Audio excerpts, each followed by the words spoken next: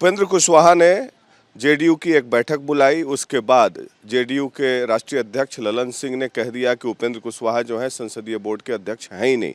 हमारे साथ मौजूद हैं उपेंद्र कुशवाहा जी, ललन सिंह ने ऐलान कर दिया कि आप संसदीय बोर्ड के अध्यक्ष नहीं है, लेकिन जो पत्र आपने लिखा अपने साथियों के नाम से उसमें लिखा हुआ है उपेंद्र कुशवाहा अध्यक्ष जेडीयू संसदीय बोर्ड। देखिए, यह बात तो हम ही बोलते रहे हैं।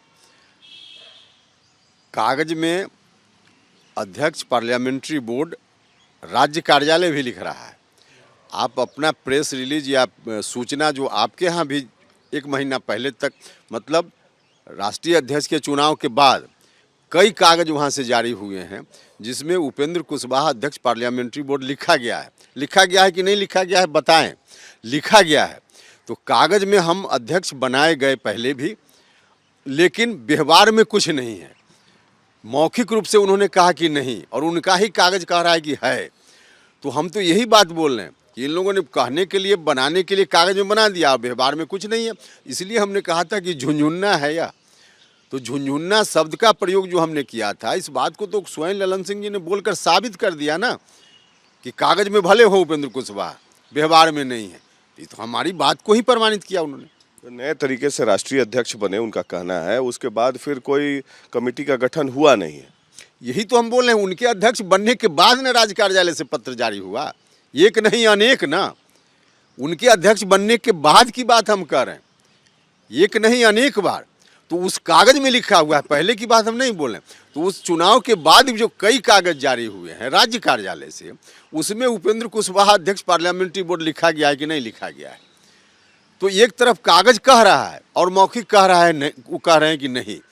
तो यही बात हम बोलते रहे कि झुंझुन्ना है, हमको कोई अधिकार, कोई फंक्शन, कोई कुछ भी नहीं मेरा, लेकिन कागज में इन लोगों ने बना दिया। तो ये जेडीयू की तरफ से ये भी बयान आया है कि जो भी आपके साथ वो बैठक में शामिल होगा उन्हें पार्टी से हटा दिया जाएगा और आप पर भी डिसिप्लिनरी एक्शन लेने की तैयारी हो रही है।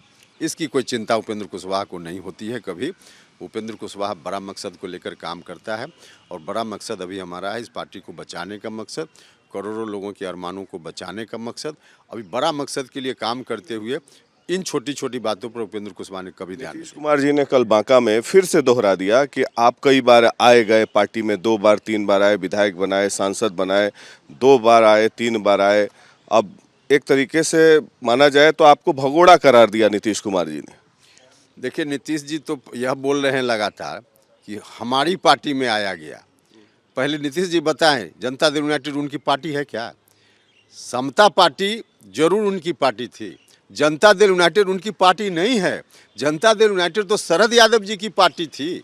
शरद यादव जी की पार्टी में चले गए और शरद जी को ही धकिया करके बाहर करके खुद कब्जा कर लिया। तो खुद कब्जा कर लिया इन्होंने और कह रहे हैं कि हमारी पार्टी में, हमारी पार्टी में। नीतीश जी, आपकी पार्टी नहीं है, पहले तो इस भूल को सुधारिए।